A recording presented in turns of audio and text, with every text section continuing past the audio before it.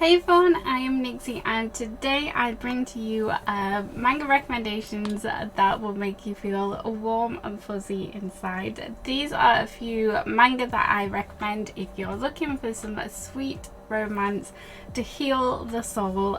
So let's get in. These are just 10 recommendations in no particular order, so let's go ahead and get in. So the first one I have is My Special One. This is 4 volumes ongoing. The latest volume just came out this month and it is so freaking adorable. So this is about Shoko, who is this lady here. She has sworn off romance. She has no interest in it. She finds guys just absolutely just disgusting. Like, she has no interest in all of that stuff. Like, she finds them really crude and she just wants to keep well away from guys as she possibly can. She helps out, her family has like a little cafe restaurant, so she helps out there, and one day we see Shoto, who comes in and he is a really famous idol. So Goto enters the restaurant one day and mistakes her for being a fan, and she is like, hell no, I have no interest in you whatsoever, like, this is my family's restaurant. And he finds it to be like a personal challenge to convert her and to get her on board, and basically be his fan. But yeah, this is so super cute. So if you are interested in like idol manga, this is a really great one, and I love the dynamic of these two, like their relationship and like how they feel for each other. Like, they're so strong in their like bond that they have. Like, that it's so nice to see that, like, no matter what people's opinions are of them, that they are like, they've got each other's backs like through everything, and it's just so heartwarming. So like, I really love this series. Like I say, 4 volumes ongoing. Next we have obviously a super adorable one. We have Like a Butterfly. This is a newer series that has just been released. Volume 3 just came out this month as well. This is adorable. This is about this lady on the cover here who is known as Flower, because people see her as this really beautiful flower on top of a mountain that no one can actually get to. She has kind of like a sad background as regards to why she keeps her distance away from people. Like, she's almost practically mute, and she doesn't talk to like anyone. She's got a couple of like really close friends, but she's always getting like harassed by guys because she's so like beautiful. So she tries to like basically not talk to anyone like that is outside of her friends. She's really shy, and she encounters Tachi, who is on the karate team, who is also very shy and doesn't talk to girls like at all. He just would rather focus on like his tournaments, his practice and all that sort of things. So it's really like shy guy, shy girl, who like start to fall in love with each other, and it's really nice to see like how they do start to come out of their shell the closer that they get to each other. And I was a little bit skeptical at first when I first started reading this, because I was like, this kind of like sounds as though it could be like a little annoying, like this girl who like doesn't talk to people.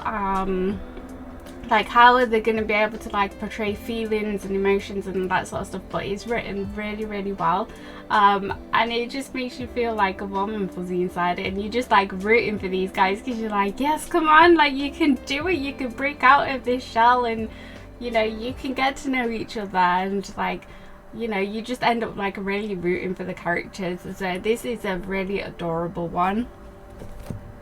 Then if you're after something a little bit more on the mature side, we have Ladies on Top. So this is breaking the stereotypes in the bedroom, you know, literally as it says on the tin, Ladies on Top. So this is about this couple who have started seeing each other. And this is about Mizuki, who she looks like, you know, just your average everyday office worker. However, she discovers that she has a bit more of a dominant side to her in the bedroom. She has been seeing this lovely chap here, Shinemaya, and he has a few like little like insecurities and complexes when it comes to the bedroom with ladies. He feels like he can't perform and satisfy them. So these two are in a relationship. Like, things are going absolutely swimmingly for these guys until they try to move things into the bedroom, and this is where they discovered that actually they are not the stereotypical traditional like male female type couple, and they end up switching things in the bedroom and discover all sorts of new sides to them. Now, it sounds really raunchy, like it is depicted quite funny, the way that they do act in the bedroom, but their overall relationship with each other is really wholesome, like a green flag couple here, like communication, all that sort of stuff, that they do have like a strong relationship together. And like I say, it is really wholesome, like taking into account like each other's feelings and that sort of stuff. It is only 6 volumes long, and we have had, just had to double check, we have had 4 volumes so far. So like I say, we've only got 2 volumes to go, so it's not like a huge commitment, but it is really enjoyable to watch these two grow together. And then of course I couldn't have this list without this one, so it's gonna come as no surprise to anyone, and that is Sasuke and Me. Now, this is the epitome of wholesome, cute, give you cavities because it is so sweet. So this is about Sasuke and Mino, who go to the same school together. It's an all boys school, and an incident basically introduced these two guys together. Like, it is the most green flag, sweet, wholesome, like absolutely adorable relationship like you will ever like come across. It's absolutely freaking adorable, and one of my absolute favorite ongoing series. So like I say, like, this is a green flag relationship. Like, things, like, even the people around them are very understanding about their relationship. This is about like coming to terms with feelings, figuring things out, like coming of age sort of like slice of life romance. Like I say, it's just freaking adorable. And this is one that really does, like, it makes your heart skip a beat a bit. There is an anime as well, which is just as adorable as the manga, and like, I cannot get enough of these two. Like I say, just, I can't say enough good stuff about this. If you want a sweet romance, just pick this up. Then we have Shibaku Lonely Planet. I really like this one, and this is an age gap. So this is about Fumi, who is that like kind of like typical trope of her dad got them into like lots of debt. She's trying to like pay that off, like parents aren't around, that sort of situation. So she's trying to obviously get through school, pay off like this debt, and just like keep herself above water. She gets introduced to a living maid role, which she thinks like would be really good. Like, she doesn't have to worry about rent then, that sort of stuff. She can try and save up a little bit because she'll be getting paid. She's good at chores anyway. So she is introduced to this guy who is a novelist, and this is an age gap, so like just throwing that out there. So she gets introduced to this novelist, and obviously things start to happen. She starts to realise that she's getting feelings for this mysterious guy, who doesn't really open up, but she does get to see like really sweet, tender sides to him, and it's just really adorable. Again, like, this is another couple that I'm really rooting for. We are starting to like enter a little bit of like some misunderstandings, but like I said, I am rooting for these guys. And this guy, like, he is adorable. Like, no wonder he makes like her heart flutter when she sees like these really sweet sides to him. But yeah, I really like this series. Then we have a newer series again. This is Me and My Beastfolk. This is kind of like a modern office Beauty and the Beast type situation. this is in a universe where there are beastfolk who are seen as better than humans. Humans are seen as like lowest of the low. And then you have the beastfolk, and then you have like dominant beastfolk who are like CEOs, like really intimidating, like the top people. So that's kind of like the hierarchy in this universe, and this is about Saki, who she is constantly being like beaten down by like her beastfolk colleagues and stuff like that, even though she's really competent at her job, but she's really good at what she does, but she never gets any of the recognition for the things that she does. Like her superiors always take like the glory for what she's done, like takes her name off things, that sort of thing. And she basically gets poached by the CEO, who is Mr. Atlas, who is like one of these dominant beastfolk. And he is really intimidating. Like even beastfolk find it hard to like stand in his presence without like collapsing out of fear. But Saki is absolutely determined to do her best as his personal secretary. This is freaking adorable, guys. Like Mr. Atlas is so sweet, so tender, and like there's a lot of situations where Saki like gets into confrontations with like these beastfolk because they are so like looking down on her, and they're like, how can you be like his secretary, like that's, you shouldn't be in that position, like a lowly human. And Mr. Atlas obviously comes in to sort of like diffuse the situation or stick up for Saki, and it is freaking adorable. Like he is such a gem, and these two together, like, they're really freaking adorable. Like again, rooting for these guys. Like they can do it, they can like smash these like opinions of people and what they think about humans. And yeah, like the second volume just came out this month, so we are like, this is a very new series, but super adorable so far. I of course could not have this list without this next one, and Not So Lonely Planet Travel Guide. This is like, this gets me so emotional, but like in a really good way.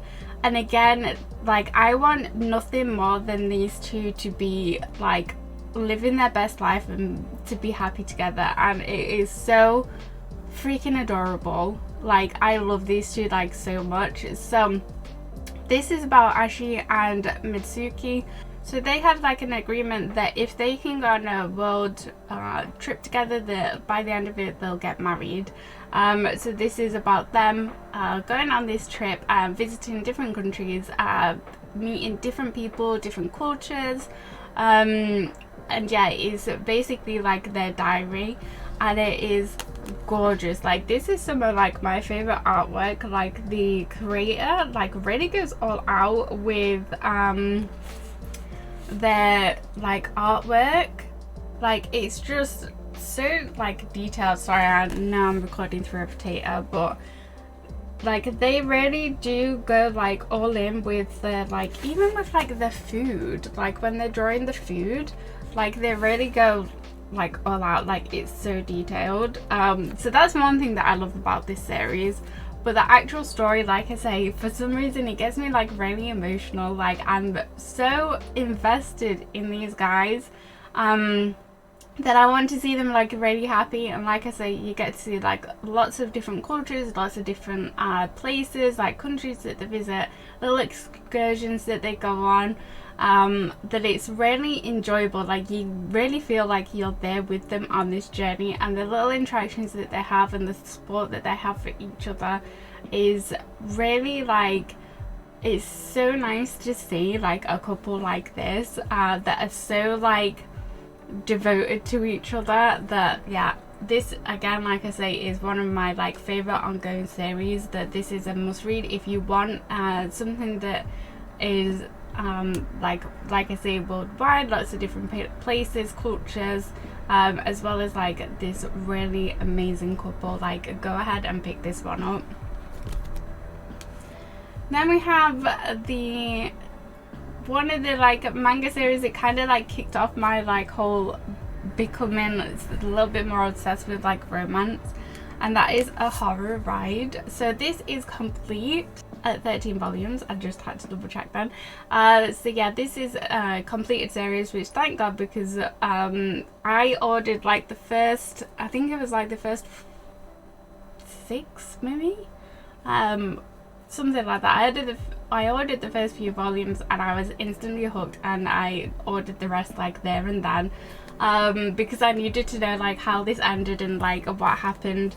This is one of those where like it makes you like feel a little bit giddy inside, and is like such adorable moments. Like it's so sweet. Like I really like this creator's work. Like this is the one that introduced me to like the creator's works, and like now whenever there's something that's like coming out or I see something that like I always make a note to like I have to get that because I need to know. So it's the same creators like Strobe Edge. They've got a new series coming out that came out this month, which I shall talk about in my end of month review video. But yeah, like this is adorable. There is a bit of drama in this, like high school drama, but yeah, the way that like these characters interact to each other, like you really do root for them and you just want them to be happy, and like it breaks your heart sometimes, but then it like fixes it up like in such a beautiful way. That yeah, I just have like nothing but good things to say about this series. So this is about Futabara. Again, she's not like interested in guys or anything like that. Like she finds them like just so loud and obnoxious, and she's like, I'm not interested in that. And then she meets, what's his name, Tanaka, who she meets him. She has like a little interaction with him, and she like kind of like instantly falls in love with him, and it's the first guy that she's ever felt like that. And then the next thing she knows, he's disappeared and he's gone, and she's like a little bit heartbroken. But yeah, years and years later, she's in high school and this guy shows up, and she's like, is this the guy that I fell in love with? I can't believe like he's here. But he's not how he was when she first met him. He's a very, very different person. But yeah, like, oh god, it's just adorable. Like I say, when you start to see those like cracks in the armor and like those sweet tender moments start to appear from characters who have got like really stubborn walls up, like it's just like the most like heartwarming thing ever. Like it's so adorable. Like I love to see that. But yeah, like I say, this is complete, so you can absolutely binge through this. I love this series so much. Then we have this one, made me like giddy like a little like schoolgirl again. Like this was adorable. I love this. And this is one of those series that again kicked off my like little obsession for like shoujo mangas and stuff, and that is Honey Lemon Soda. This was freaking adorable. Like I loved this instantly. So this is about Ishimura, who finds it really hard to like speak to people and to like show emotion and stuff like that, which gave her the nickname Rocky at school, because she would just like freeze up. She wouldn't know how to like speak to people or anything like that, so she kind of wanted to like go off to high school and like reinvent herself. She was like, I'm gonna have lots of friends, like I'm gonna be outgoing, and you know, this is gonna be amazing. Of course it never happens like that. So when she goes to this high school, she's really like struggling to come out of her shell still. So enter Kai, who is this guy here, who is the popular outgoing guy. Like everyone loves him. He basically gets away with anything. He sort of like, they have like a little interaction and stuff like that. They start to become friends, and he like starts looking out for her, and she starts to come out of her shell. And yeah, it's just like, this is like the ultimate make your heart like warm and fuzzy.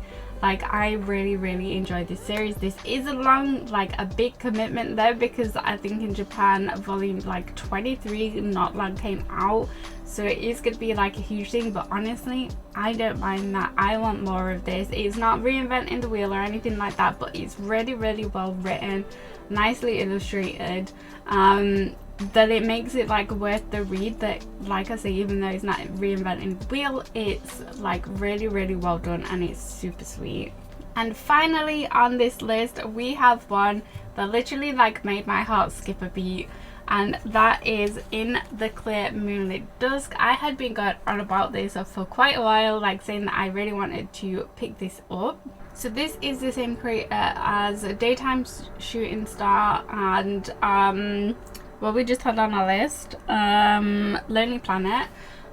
So this is the same creator as that, and this is like one of the latest series that they're working on. And I'd seen a lot of people talking about this, and it had been on my like to get list for like quite a while, and I finally picked up the first couple of volumes, and oh my god, like if you pick up anything, like you need to pick up this if you haven't already. Like this is, like I say, this like interactions between these two characters like made my heart skip a beat while I was reading it. It was freaking adorable. So this is about Yo, who she is often mistaken as a guy because she's quite tall, slim. She's got quite pretty masculine like features, so she's often called handsome, and with that in mind, of course, she gets all the attention from the girls and not the guys, until she meets Ishimura, this guy. She quite literally bumps into him, and he mistakes her for a guy to begin with, and then one of his friends is like, hey, do you not know about the prince? That's actually a girl. And instantly hearing that, he like is even more like interested in like finding out about this person and like who she is, and he literally cannot take his eyes off her, and he's so cute. They're so cute. She's obviously like taken aback because she's like, what, a guy's actually like taking interest in me? Like, that's super weird, which of course isn't. And he is just like, his response is like, why isn't more people taking interest in you? Why aren't guys chasing after you? Like, you should be super popular. Like, have you not seen you? And he's like becomes her biggest cheerleader. And yeah, like I say, this actually made like my heart skip a beat like a few times. It's super adorable. I need to pick up like the last couple of volumes that came out. I know that there's a new volume coming out soon as well. But yeah, this instantly like became one of my favorites, like romance series. Like super adorable, and it's an absolute must read. Okay guys, that is my few recommendations for you. Obviously it's not an extensive list, but these are just some series that I've really been loving recently, and that have warmed my heart when I wanted something on the sweeter, more wholesome side of things. And I hope you enjoyed this recommendation video as well. Leave your recommendations in the comments down below. I'm always interested in like finding a new series. Like I said, I've been on a real like romance kick as well, so like if you have any of those recommendations, again, leave them in the comments down below. I am definitely interested to hear your favorites as well. But yeah, I hope you guys enjoyed this video. Don't forget to like and subscribe if you do. I do have some other manga recommendation videos up on the channel, and I shall continue to do this series as long as you guys are enjoying it. Don't forget to like and subscribe, it will really help out the channel, and I shall see you in the next one. Bye everyone.